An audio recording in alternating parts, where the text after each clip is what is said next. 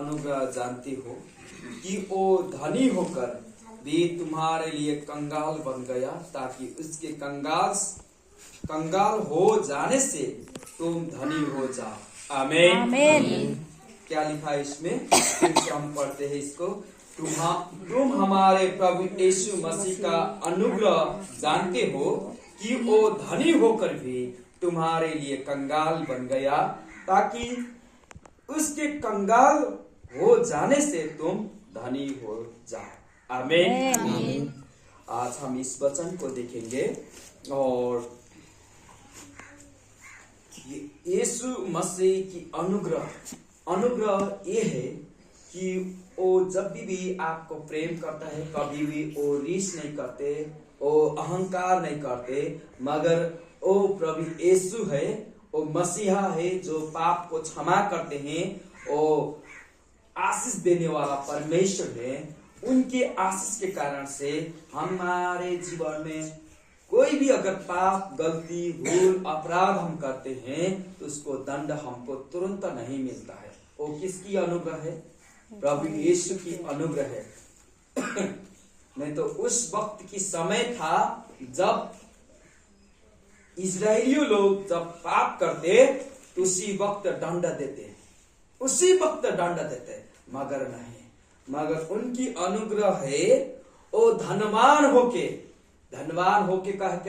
कहने का मतलब ये है, प्रभु यीशु ने स्वर्ग और पृथ्वी बनाए उन्होंने, और स्वर्ग के बहुतायत उनकी जहां उपस्थिति है वहां पे सोना क्या है? राहों में है। उनके जैसे हम मार्बल बिछाते हैं, मार्बल हमारे टाइल्स लगते हैं हमारे पैरों के नीचे, वहां पे वो तुच्छ है, वो सोना तुच्छ है। हम जिसको इतना ज्यादा पैसा दे कर कीनते हैं वो सोना तुच्छ है, कुछ नहीं है। हीरा जवाहरात मोती ये सारे उनके अगल बगल है। आपकी आंख जब देखेगा तो उनकी जो बहुतायत से ये पेड़ पौधा नहीं देखेगा, ये पहाड़ नहीं देखेगी। जैसे आकाश में तारे, चंद्रमा दिखती है, सूर्य दिखती है, उनके उपस्थिति में उतना ज्यादा प्रकाश है, उतना ज्यादा रोशन है। वहां भी कोई अशांति नहीं है, कुछ की घटी, कुछ की अभाव नहीं होगा। उस जगह में इतना आशीष है, उतना स्वर्गदूत का चमक है। उस जगह में प्रभु उतना महान अपना राजगद्दी, वो जहां बैठते हैं उस जगह एकदम बड़ी सी अच्छाई से है, मगर उस जगह को छोड़ा उन्होंने। क्या किया? छोड़ दिया। क्या किया उन्होंने? छोड़ दिए उन्होंने। क्योंकि फिलिप्पी की पुस्तक कहती है कि ओ मनुष्य का क्या किए उन्होंने? धारण किए। क्या किए? मनुष्य के धारण किए। हम पढ़ते हैं फिलिप्पी 2:5 से, जैसा मसीह यीशु का स्वभाव था वैसे ही तुम्हारा स्वभाव भी हो। कैसा? यीशु मसीह में जैसा स्वभाव है वैसा हमारा में भी होना चाहिए। क्यों होना चाहिए? क्योंकि इसमें लिखा है जिसने परमेश्वर के स्वरूप में भी होकर, परमेश्वर उन्होंने सारा ब्रह्मांड नक्षत्र सृष्टि की। क्योंकि उत्पत्ति की पुस्तक 1:27-28 देखेंगे, आओ हम मनुष्य को बनाए कहते हैं। वचन 1:1 में देखेंगे तो वचन कहती है आदि में परमेश्वर ने स्वर्ग और पृथ्वी बनाए। आदि में जब कोई भी कुछ भी नहीं था तो परमेश्वर ने क्या बनाया? स्वर्ग और पृथ्वी बनाए परमेश्वर ने। और यहाँ पे लिखा है जिसने परमेश्वर के स्वरूप में होकर भी परमेश्वर को तुल्य होने के अपने बस में रखने की वस्तु न समझा। वो परमेश्वर थे, मगर हम परमेश्वर रहेंगे, हम तो धनवान हैं, हमारे पास राजगद्दी है कहकर उन्होंने नहीं समझा। वो क्या नहीं करे? वो स्वर्ग का जो स्वभाव है, स्वर्ग में वो सामर्थ्य से थे, मगर उन्होंने क्या नहीं समझा? मैं तो बहुत शक्तिशाली हूँ, मैं तो मनुष्य के लिए तुच्छ मनुष्य के लिए क्यों मैं जाऊं पाप के उद्धार करने के लिए, मुक्ति देने के लिए, छुटकारा देने के लिए। ऐसा नहीं परमेश्वर ने नहीं बोला। उन्होंने अपने आप को परमेश्वर की जगह में रहने वाला होके भी उन्होंने अपने आप को नगण्य, अपने को आप को कुछ नहीं गना उन्होंने, और सामान्य वस्तु की जैसा उन्होंने समझा, सामान्य, वरन अपने आप को ऐसा शून्य कर दिया। देखिए जैसा वचन में लिखा था 2 कोरिन्थी 8:9 में कि वो धनवान होकर भी वो क्या बन गया, कंगाल।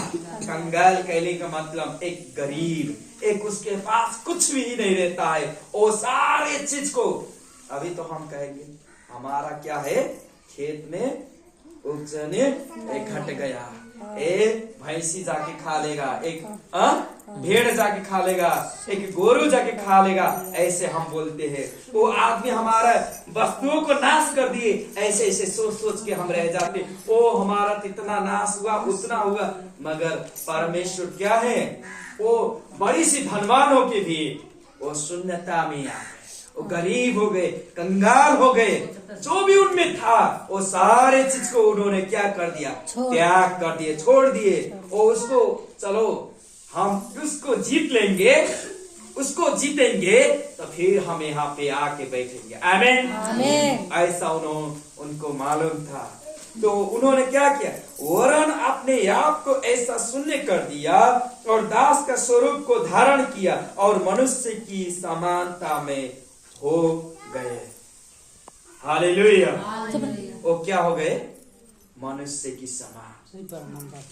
आपको मालूम है एक कन्या स्त्री थे, कन्या लड़के थे, वो कुंवारी थी।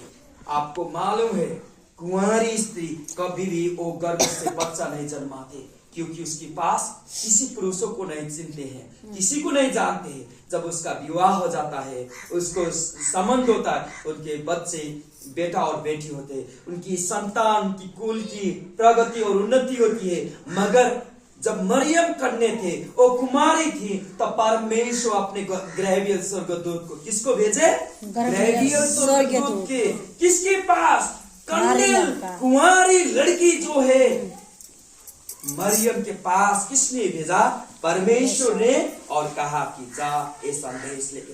परमेश्वर खुद किसके अंदर आएंगे, मरियम के कोख के अंदर आएगा।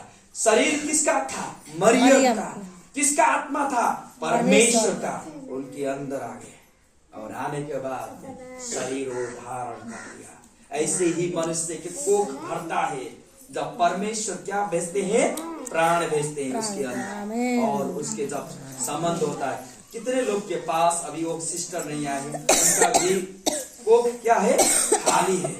जब परमेश्वर वहां से देखेंगे, उनके अंदर एक प्राण पठाएंगे तो गर्व से रह जाएंगे। आमीन, आमीन। तभी तो वो प्राण लेकर जाते हैं। यही प्राण के लिए, छुटकारा के लिए मनुष्य को क्या चाहिए, उद्धार और मुक्ति चाहिए। मगर ये उद्धार मुक्ति को कितनों लोग होते हैं जो इसको क्या नहीं करते, वास्तव और फिक्र नहीं करते हैं, इसको इनकार कर देते हैं, यीशु मसीह को इनकार कर देते हैं।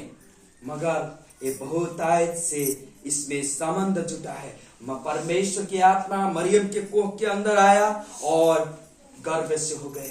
उसके जिसके साथ उसको मंगनी हुआ था, योसेफ, दाऊद के वंश में से दाऊद योसेफ थे, मरियम भी दाऊद के वंश में से थे।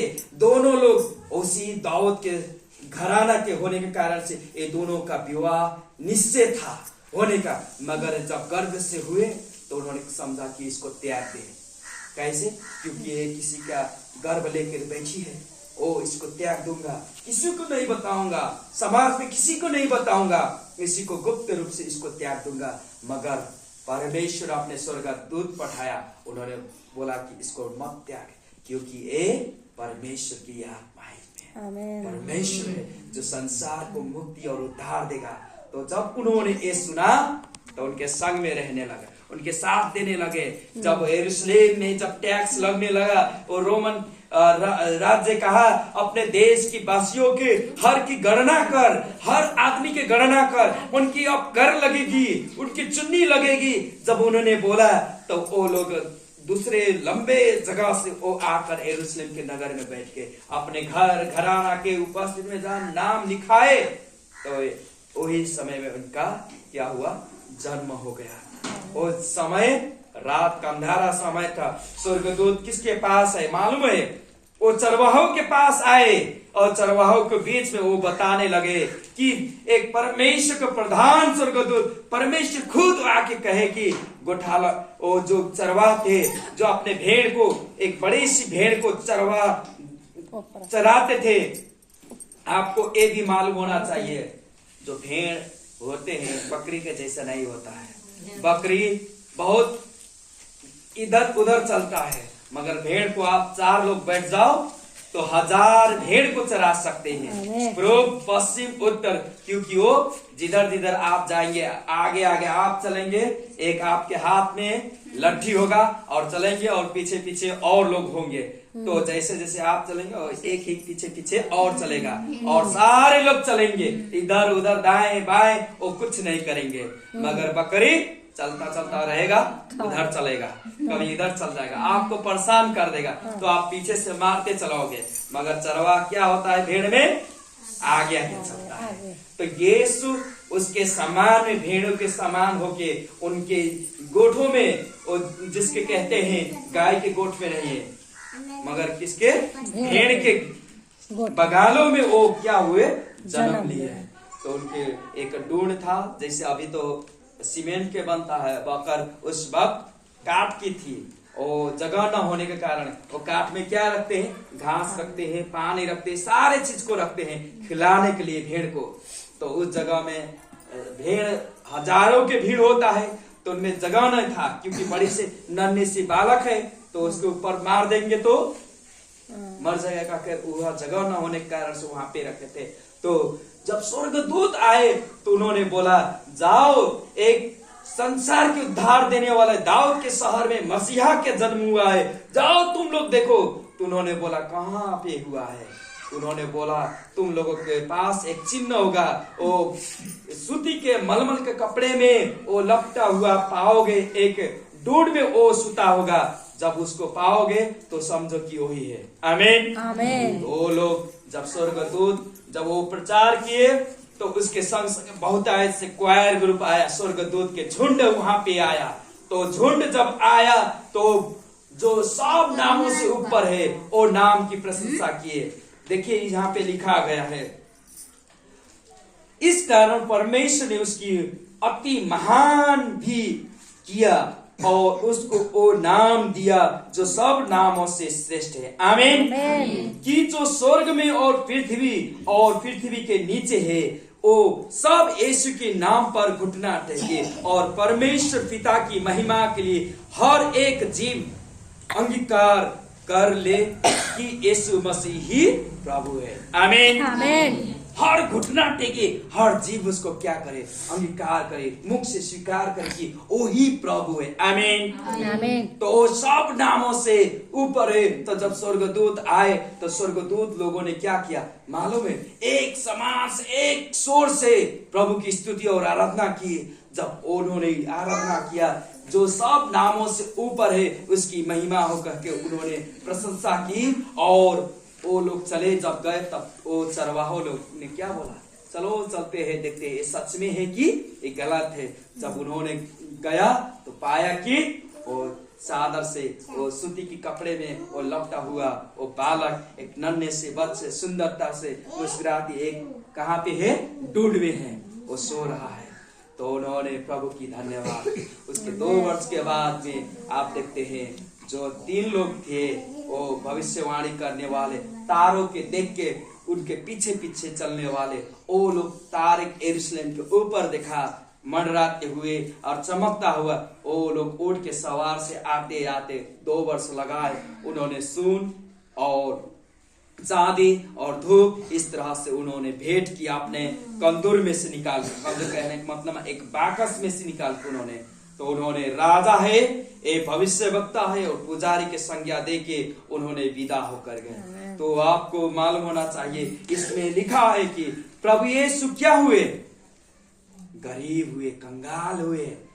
क्या करने के लिए? आपको धनवान करने के लिए। आमीन आमीन। इसमें लिखा गया है, हम 2 कुरिन्थी में पढ़ेंगे फिर से 8:9 में, तुम हमारे प्रभु यीशु मसीह का अनुग्रह जानते हो कि वो धनी होकर भी तुम्हारे लिए कंगाल बन गया, ताकि उसके कंगाल हो जाने से तुम धनी हो जाओ। आमीन। आमीन।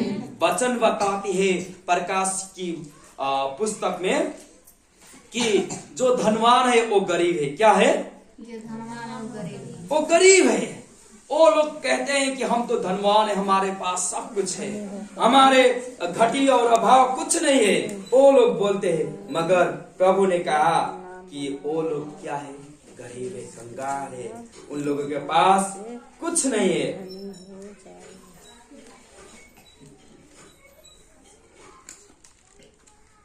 हम पढ़ेंगे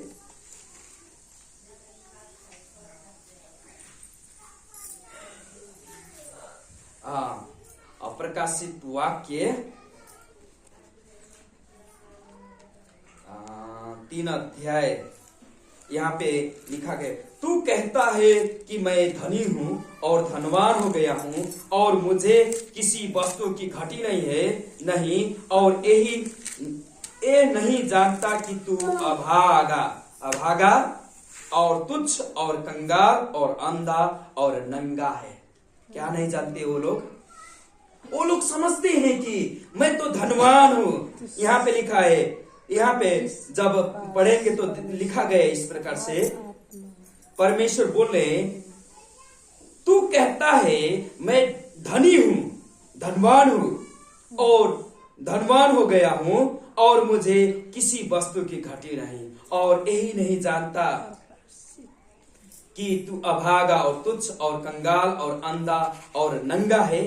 इसलिए मैं तुझे सम्मति देता हूँ। सम्मति कहने का मतलब एक बुद्धि देता हूँ कि मैं आग में तया हुआ सोना मुझे से मोल ले कि तू धनी हो जाए। आमीन। क्या कर ले? सोना आप कीनते हैं तो कैसा सोना कीनते हैं? अच्छा वाला सोना कीनते हैं, जो 22 कैरेट वाला नहीं, 23 कैरेट वाला नहीं, 24 कैरेट वाला, जिसमें 7% क्या होता है? शुद्धता होती है, उसमें मिलावट नहीं होता है। 24 कैरेट के 24 कैरेट कीनते हैं, और जो आग से वो निखार कर उसमें लिखा गया है कि वो आग से तया हुआ, कहने का मतलब वो जल कर भी बचा हुआ जो सोना है, उसमें से वो वाला सोना किनने के लिए किसने सुझाव देता है? परमेश्वर। आमीन। और यहाँ भी और भी लिखा है कि और श्वेत वस्त्र ले कि पहनकर तुझे अपने नंगेपन की लज्जा न हो, और अपनी आंखों में लगाने के लिए सुरमो ले कि तू देखने लगे।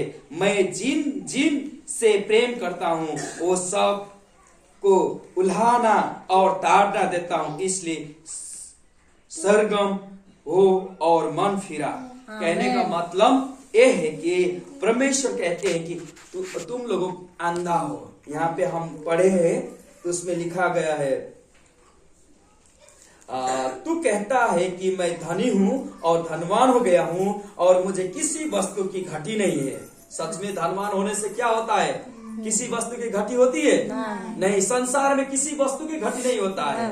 आप बैठे बैठे बेड में आप समोसा मंगा सकते हैं, चाय पी सकते हैं, आपके अगल बगल नौकर हो सकता है, जो मन में चाहे वही खा सकते हैं, है कि नहीं है? अब जब धनवान हो गए हैं तो आपके घर में 4-4, 5-5 गाड़ी होगी, तो आप कहेंगे ओ मेरे हिसाब कर रहे हैं, मुझे कुछ घटी नहीं है। और ये नहीं जानता कि तू अभागा और तुच्छ और कंगाल और अंधा और नंगा है। ये लोग के लिए परमेश्वर कहते हैं कि तू मलहम भी कीन, ओ सोना कीन, तुझको धनवान बनाता है। ओ सोना तया गया निखार वाला, ओ जो आग से ओ गली हुई बची हुई सोना जो है ओ कीन। कहने का मतलब यीशु मसीह को तू चीन, यीशु मसीह के पा। जब यीशु मसीह को पाएगा तो देख सकेगा। आमीन। आमीन। किसको देख सकेगा मालूम है? यीशु मसीह के लेने के कारण से इस संसार की परे वाला चीज को देख सकेगा। आप क्या गीत गाए? नीले आसमान के पार जाएंगे, ये गाए। हम लोग इस संसार में, हमारे आंख इस संसार की चीजों के देखती है, हम वही में हम घूमते फिरते रह रहे हैं, मगर हमारे आंख जब देखेगी तो उस जगह को देखेगा। आमीन, आमीन, हालेलुया। हालेलुया। तो आप लोग उस जगह को देखेंगे। तो आप लोग जब सोना लेंगे, आपकी वस्त्र सफेद, आप हमारे ऊपर के वस्त्र नहीं देख रहे हैं, मगर परमेश्वर देख रहे हैं हमारा ऊपर क्या है? वस्त्र, सफेद वस्त्र है। आप नहीं देख रहे, मगर शैतान देख रहा होगा मेरे ऊपर बड़ी सी चमकता हुआ वस्त्र। Hallelujah, hallelujah. तो वो कौन देखेगा? मसीही लोग देखेंगे, जो परमेश्वर में विश्वास करते, परमेश्वर के वचनों पर विश्वास करते, वो लोग देख सकते। जो लोग कहते हैं कि हाँ मैं तो देखता हूँ, मेरे आंख तो देख रहा है, वो लोग नहीं देख सकते। मगर ये आंख से नहीं, आत्मिक आंख से, जो आदम और हव्वा के समय में उनकी आंख बंद हो गई, आत्मिक आंख वो तब खुलेगी जब यीशु मसीह को विश्वास करेंगे। आमीन, आमीन। तब खुलेगा, तब वो आशीष पाएगा। वो क्या होगा? तब धनवान होगा। आमीन। वो धन पाके, कौन सी? निखार वाला पाया गया वो सोना पाकर वो धनवान होगा। ओ परमेश्वर कह रहा है कि ओ कीन, तू धनवान, तेरे पास पैसा होने से तू धनवान नहीं होगा, तू मगर तू क्या है? गरीब है। तू तो कह रहा है कि मैं तो धनी हूं, मैं धनवान हूं, मेरे पास सब चीज है, मगर तू नहीं जानता, तू नंगा है, तू गरीब कंकाल है। तेरे अंधा कहने का मतलब आंख ये नहीं दिख रहा है, अंधा तेरे, तू नग्न है, तेरे पास कोई वस्त्र नहीं है, तेरे तू लज्जा में है। मगर परमेश्वर बोलते हैं कि तू क्या कीन? सोना के और वस्त्र ले ले, तेरे लज्जा ढक जाए। तो वो सुरुकी में, आंख में लगाने वाला सुरुकी ले ले, ताकि वो देख सके। हालेलुया। तो कौन देगा ये? यीशु मसीह, जो सब चीज उनके पास है वही आपको देंगे, आप धनवान होंगे। आमीन, आमीन। इनके वचन यही बताते हैं कि ताकि उसके कंगाल हो जाने से तुम धनी हो जाओ। आमीन। वो मनुष्य की धारण होने के कारण से वो कंगाल बने, उनके पास कुछ नहीं था। उनके पिता क्या करते थे मालूम है? काठ मिस्त्री, काठ का काम करने वाला, काठ की मूर्ति बनाने वाले, या काठ की आकार ऐसे फर्नीचर वाले काम, इस तरह से वो बड़े बेटे थे अपने, क्योंकि सबसे बड़े पहले तो वही जन्मे, मरियम और ये सबसे, तो उनके ऊपर जिम्मेवारी था। मगर तो भी वो क्या करते? पैसे नहीं लेते थे। जब उन्होंने सेवकाई शुरू की, और आदमी से पैसे नहीं लेते, मगर जो उनके पीछे पीछे चलता, उनके पास होता, तो 2 रोटी और 5 मछली से, 5 रोटी 2 मछली से उन्होंने 5000 को खिला डाला। 7 रोटी और 2 मछली से 4000 लोगों को खिलाया उन्होंने। इस तरह से उन्होंने बहुत चमत्कार पूर्ण काम किए। उनके पास पैसा नहीं होता, वो जब भी जाते तो प्रार्थना करते, जो रात में और दिन में वो जब भी प्रार्थना करते। कोई भी आता बीमार तो उनको चंगा कर देते और कहते तू चला जा, तू अपने समाज में दिखा, अपने घर में दिखा, और मेरे पीछे नहीं, मगर तू अब कैसे प्रभु में चंगाई मिला वो दिखा, कहकर वो बोलते और चले जाते। हालेलुया। वो पैसा चाहते तो बहुत ज्यादा कमा लेते नहीं, मगर उन्होंने कभी भी नहीं, उन्होंने अपने गरीबी के कारण से उनके नग्न कर दिए जब क्रूस में टांगे, मगर वो नग्नता में वो मर के तो जी उठे, और हम लोगों को क्या किए? मुक्ति दिए, हमको मोक्ष दिए। आमीन, हालेलुया। तो जैसे यीशु मसीह का जन्म हुआ है इजराइल में, तो आपके हृदय में किसका जन्म होना चाहिए? यीशु मसीह का। आमीन। आइए हम छोटी सी प्रार्थना करते हैं इस वचन की खंड के लिए, और प्रभु आपके हृदय में प्रभु नाम करें।